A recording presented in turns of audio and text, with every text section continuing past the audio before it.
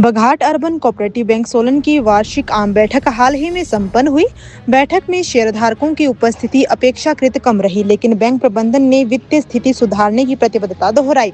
ये जानकारी बैंक के चेयरमैन अरुण शर्मा ने दी। अरुण शर्मा ने बताया कि बैंक का मुख्य लक्ष्य रिवाइवल है। बोर्ड ऑफ मैनेजमेंट और बोर्ड ऑफ डायरेक्टर्स बैंक के वित्तीय पैरामीटर बेहतर करने के लिए निरंतर प्रयासरत हैं। उन्होंने स्पष्ट किया कि यदि रिवाइवल के प्रयास अपेक्षित परिणाम नहीं देते हैं तो विलय का विकल्प भी खुला रखा गया है और आवश्यकता पड़ने पर इस संबंध में भारतीय रिजर्व बैंक को प्रस्ताव भेजा जाएगा। अरुण शर्मा ने बताया कि वर्तमान में बैंक का एनपीए लगभग 11% है, जिसे मार्च तक 10% से नीचे लाने का लक्ष्य रखा गया है। डिफॉल्टरों के विरुद्ध नियमानुसार नोटिस जारी किए जा रहे हैं। कुछ मामलों में न्यायालय या डीआरटी से स्टे मिलने के कारण प्रक्रिया में समय लग रहा है। जमाकर्ताओं को आश्वस्त करते हुए अरुण शर्मा ने कहा कि बैंक में जमा राशि सुरक्षित है। उन्होंने बताया कि इंश्योरेंस के माध्यम से लगभग 50.30 करोड़ रुपए लौटाए जा चुके हैं और शेष दावों की प्रक्रिया जारी है। साथ ही राज्य सरकार से पूंजी सहायता का अनुरोध भी किया गया है। आज हमारी बघाट बैंक की एजीएम हुई और उसमें काफ़ी लोग आए, कुछ लोग नहीं भी आए और इसमें कई बातें निकल कर सामने आई कि एक तो सभी का मत था कि हमारे बैंक को रिवाइवल की तरफ जाना चाहिए, जो कि हमारे bank board of management, board of director कोशिश कर रहा है कि हम लोग रिवाइवल करें। और दूसरा मत एक ये भी आया कि अगर हम किसी कारणवश रिवाइवल नहीं पे कहीं चूक जाते हैं तो साथ ही साथ हमारा मर्जर का भी जो है वो रिजर्व बैंक को एक ड्राफ्ट भेज दिया जाएगा कि अगर नहीं होता तो हम मर्जर की तरफ भी जाने को तैयार हैं।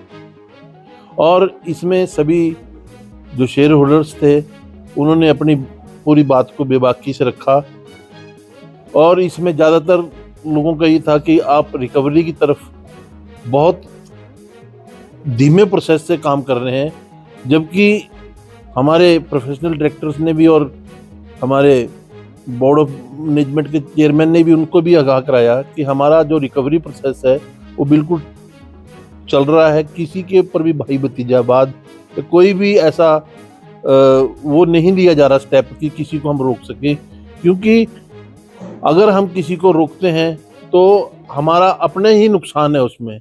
और सभी के ऊपर क्रम अनुसार जैसे जैसे नोटिस जा रहे हैं, 13/2 का जा रहा है, 13/4 का जा रहा है, किसी का डीएम ऑर्डर जा रहा है, पर कुछ लोग ऐसे हैं कि जो किसी और जगह जाके, जैसे कोई कोर्ट में चला जाता है, कोई अपना डीआरटी में चला जाता है, वहाँ जाके स्टे ले लेते हैं। और फिर भी हमारे जो कर्मचारी हैं वहाँ जाते हैं और हमारे जो एडवोकेट हैं वहाँ जाते हैं और उसको पूरी शिद्दत से केस को लड़ते हैं और उसके लिए थोड़ा टाइम कंज्यूम होता है। अब हमारा जो एनपी आज इस प्रेजेंट उसमें 112 पहुंच गया है और हो सकता है मार्च तक हम इसे 100 से नीचे में लाने में कामयाब हो गए। हम आज हमारे शेयर होल्डरों को ये डर था कि जो भी हमारे यहाँ पे जो लोग जिन्होंने यहाँ पैसा लगाया है डिपॉजिटर, क्या उनका पैसा सेफ होगा। हमने उनको रेस्ट श्योर किया है पूरे बोर्ड ने कि आपका एक एक पैसा आपको दिया जाएगा, किसी का भी ऐसा पैसा नहीं है, पर ये है समय लग सकता है। और कुछ को तो पैसा इंश्योरेंस के रूप में 5-5 लाख रुपया वापस कईयों का आ भी गया है। कई लोगों के जो पैसे थे वो किसी कारणवश, जैसे किसी ने किसी ऐसे बैंक का नंबर अपना अकाउंट नंबर दे दिया था या पोस्ट ऑफिस का दे दिया था, तो वहाँ पे पैसे ट्रांसफ़र नहीं हो पाए, तो उनको हमारे बैंक से बुलाकर वो दोबारा से उनसे वो फॉर्म पे करेक्शन कराई गई और उनको दोबारा उनको वापस भेजा। मेरे हिसाब से 3700 कुछ के करीब जो फार्म थे वो गए थे, उनमें से 1016 जो पेंडिंग थे वो भी चले चुके हैं। 50 करोड़ के करीब हमारे और 50 करोड़ 30 लाख के करीब जो पैसा है वो आ चुका है और बाकी प्रक्रिया में है। और 4300 कुछ फार्म अब फिर जा रहे हैं और अभी हमारे पास शायद पेंडिंग में जो यहाँ पे अभी जाने वाले हैं उनमें 1000 फार्म ऐसा है जो अभी भेजा जाना है, जिसकी जो प्रक्रिया में है जैसे जैसा। और कुछ ये लगा पता कि भी लोग ये सोच रहे हैं कि पता नहीं ये उन लोगों के ही पैसे फॉर्म आगे भेज रहे हैं कि जो इनके अपने है। ऐसा कुछ नहीं है, हर एक फॉर्म का 90 डेज में पैसा वापस आएगा। वो प्रक्रिया रिजर्व बैंक कि जो इंश्योरेंस जहाँ से हमारे को मिल रहा है, उनकी एक प्रक्रिया है कि वो 90 दिन तक इस पैसे फार्म को करके और उनका ऑडिट कराते हैं, उसके बाद ही वो पैसा सभी के खातों में आता है। और करवाने की बात की है और दूसरा बोर्ड ऑफ डायरेक्टर्स ने अपने आप जो शेयर खरीदने की बात भी की। हमने लोगों से भी, हम आपके माध्यम से भी यही डिमांड कर रहे हैं लोगों से कि हमारे एम्प्लॉइज़ों ने भी खुद से आगे आके एफर्ट्स किए हैं कि वो शेयर परचेज करेंगे। बोर्ड ऑफ डायरेक्टर्स ने पहले भी ले रखे हैं, अब भी बोर्ड ऑफ डायरेक्टर के लोग शेयर लेने के लिए तैयार हैं। सब अपने अपने सामर्थ्य के हिसाब से शेयर लेंगे, क्योंकि हम किसी को ज़बरदस्ती नहीं कर सकते कि आपको इतने लेने ही पड़ेंगे। सब उस हिसाब से ले रहे हैं शेयर, और हम पब्लिक के पास भी डिमांड कर रहे हैं, और ऐसे ही हम कंसेंसस बना रहे हैं, उनसे कंसेंट अभी नोट ले रहे हैं, क्योंकि ऐसा ना हो उनके पैसे डाल दें और रिवाइवल ना हो तो वो पैसे उनके मारे जाएं। हम उनसे वो कंसर्न लेटर ले रहे हैं कि अगर एकदम ज़रूरत पड़ी तो आप पैसे देंगे। तो उन्होंने, बहुत लोगों ने हमारे को अभी मतलब 30-40-35 लाख के करीब हमारे पास कंसर्न आ चुकी है कि जो लोग पैसा।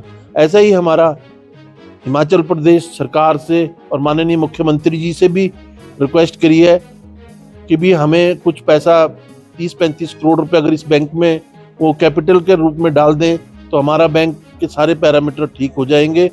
क्योंकि अब हमारा जो एनपीए है वो 7% के करीब पहुंच चुका है, जो कि रिजर्व बैंक के मानक के हिसाब से 6% के करीब होना चाहिए था। और जो ऊपर का ग्रॉस है वो इसलिए नहीं है कि जब हम लोनिंग नहीं कर रहे तो एकदम वो फिगर डाउन नहीं होती है, क्योंकि जब लोनिंग करते रहते हैं तो साथ साथ ही वो फिगर डाउन होती रहती है। अभी हम पीछे जो हमने अपने शेयर होल्डर्स को भी बताया कि हम मुख्यमंत्री जी से मिले, हमारे यहाँ के लोकल जो एमएलए और मंत्री हैं जो यहाँ के, हमारे कर्नल धनीराम शांडिल जी और उनके बेटे, हमारे बोर्ड ऑफ डायरेक्टर के लोग गए और मुख्यमंत्री जी उनकी ये ड्यूटी लगाई कि वो इस पूरे प्रोसेस को देखें। और उसी हिसाब से अभी पीछे हमारी टेफकप की मीटिंग थी, जिसमें दिल्ली से भी टेफकप के रिप्रेजेंटेटिव आए हुए थे और हिमाचल प्रदेश कोऑपरेटिव सेक्रेटरी भी थे, रजिस्ट्रार भी थे और हमारे बोर्ड के मेंबर्स भी थे। तो उसमें भी रिवाइवल की और हमारे सारे सिस्टम को देखा गया और वो कोशिश कर रहे हैं कि हम किस तरह रिवाइवल करें। अगर रिवाइवल नहीं करेंगे तो हमें मर्जर की ओर जाना पड़ेगा। यही हमारी एक यहाँ पे दुविधा थी जो हमारे शेयर होल्डर्स के बीच में। अब ऐसा है सर, हमने तो सबको चिट्ठियाँ डाली हैं, सबको, किसी को ऐसा नहीं किया कि हमने चिट्ठियाँ उठा ली और वहाँ नहीं भेजी, सबको भेजी हैं। हो सकता है लोगों का विश्वास हमारे पर है कि वो नहीं आए, उनका विश्वास भी हो सकता है कि भी हम लोग क्योंकि अभी तक जिस हिसाब से इंश्योरेंस में भी पैसा लोगों ने लेना था उस हिसाब से भी लोगों ने अपने फार्म नहीं भरे हुए हैं। कुछ लोगों का तो ये कहना है कि हम फार्म नहीं भरेंगे, हमें विश्वास है कि बैंक दोबारा इस पायदान पे आ जाएगा और रिवाइवल हो जाएगा। बैंक का ऑडिट करने की बात चल रही है, कहाँ तक सच होगा?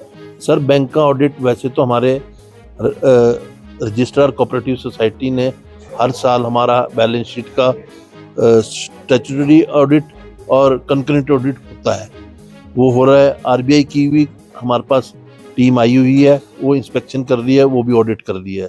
और कुछ फाइलों का हमारी जो असिस्टेंट रजिस्ट्रार कोऑपरेटिव सोसाइटी के पास थी वह भी खंगाली जा रही है। अब लोगों का ये है कि भी जो भी हमारे दोषी लोग हैं उन पे कार्रवाई होनी चाहिए। वो कार्रवाई हम भी चाहते हैं कि जो दोषी लोग हैं उन पे कार्रवाई हो, पर आपको पता है अभी एकदम किसी को दोषी हम ऐसे ठहरा नहीं सकते जब तक कि फाइलों में से कुछ खंगाल के निकाला न जाए। हमारे बोर्ड में से फैक्ट एंड फाइंडिंग कमेटी भी बनी हुई है, वो भी उसको कोशिश में लगी हुई है। और सबसे पहला काम तो हम इस टाइम रिकवरी की तरफ कर रहे हैं, क्योंकि ये सब चीज़ें यहीं पे रहनी है, कहीं नहीं जा रही। पर अगर हम इन चीज़ों में फंस के अपना रिकवरी का वो खो देंगे तो हमारा टाइम कंज्यूम उसमें है, क्योंकि हमारा मैक्सिमम स्टाफ आजकल हमने रिकवरी के ऊपर लगाया हुआ है। ग्राहकों का पैसा अभी भी क्या सेफ है? बिल्कुल सुरक्षित है, क्योंकि हमारे पास लिक्विडिटी का पूरा पैसा हमारे पास पड़ा हुआ है, जो कि हमने अपनी अभी यहाँ पे शेयर होल्डरों को बताया भी था। क्योंकि हमारे पास जो शेयर कैपिटल में पैसा था वो 22.5 करोड़ रुपए था। डिपॉजिट जो थे 399.52 करोड़ रुपए के हैं और लोन जो हमारे और एडवांसेस जो है वो 244 करोड़ के हैं। गवर्नमेंट सिक्योरिटीज़ में जो अभी भी हमारा पैसा लगा हुआ है जो अपना बैंक का, वो 160 करोड़ के करीब है और करंट बैलेंस में जो दूसरे बैंकों में हमने रखा हुआ है वो 44 करोड़ के करीब है और फिक्स्ड डिपॉजिट जो दूसरे बैंकों में हमने एफडीआई रखी हुई हैं वो 51 करोड़ के करीब है। और इसी हिसाब से हमारा जो स्टैंडर्ड असेट्स है, जो हमारे पास रेगुलर किस्तें आ रही हैं, वो 132 करोड़ के करीब है जो रेगुलर हमारी किस्तें दे रहे हैं लोग। आपने भी कहा कि मर्ज होने की बातचीत चल रही है, तो सरकार के साथ आपकी कोई बातचीत चल रही है? ऐसा है सर, किस बैंक के साथ मर्ज की बात? मर्ज की बात हमारी किसी बैंक से नहीं चल रही। हम रिजर्व बैंक ने हमको बोला था, तो आज जैसे यहाँ से हमारे पास भी हुआ, हम रिजर्व बैंक को अपना पहले रिवाइवल प्लान भेजेंगे अगर वो बोलेंगे, क्योंकि ये जो बैंक डिसाइड करेगा वो reserve bank of India decide करेगा कि हम किस बैंक से रिजर्व मर्ज हो सकते हैं। मेरी नॉलेज के हिसाब से ये है कि अर्बन कोऑपरेटिव में विलय जल्दी क्या है कि स्टेट कोऑपरेटिव बैंक से होना चाहिए या जोगिंद्रा से होना चाहिए। तो हमने स्टेट कोऑपरेटिव बैंक में भी गए थे और उनसे भी बात की, तो शायद जो उनके एरिया ऑपरेशन में यहाँ पे, क्योंकि हिमाचल प्रदेश में 2 ही बड़े बैंक हैं, एक कांगड़ा सेंट्रल कोऑपरेटिव बैंक, एक एचपी स्टेट कोऑपरेटिव बैंक, एक का 5 डिस्ट्रिक्ट में काम है, दूसरे का 6 डिस्ट्रिक्ट में। एक डिस्ट्रिक्ट यहाँ पे जोगिंद्रा बैंक के लिए है। तो वो अच्छा, दूसरी चीज़ ये है कि हमको रेगुलेटर करता है रिजर्व बैंक ऑफ इंडिया और इनको करता है नाबार्ड, तो ये उनके पैरामीटर में शायद फिट नहीं आता।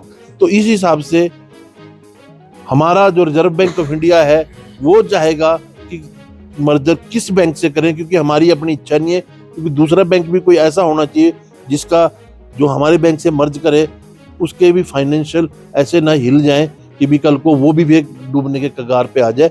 पर हम सबसे पहले रिवाइवल की तरफ है। माँ शूलिनी का, भगवान का, रामलोक का, सबका हम आशीर्वाद लेते हुए कहते हैं कि हम इस बैंक को दोबारा से रिवाइव कराएंगे ही कराएंगे।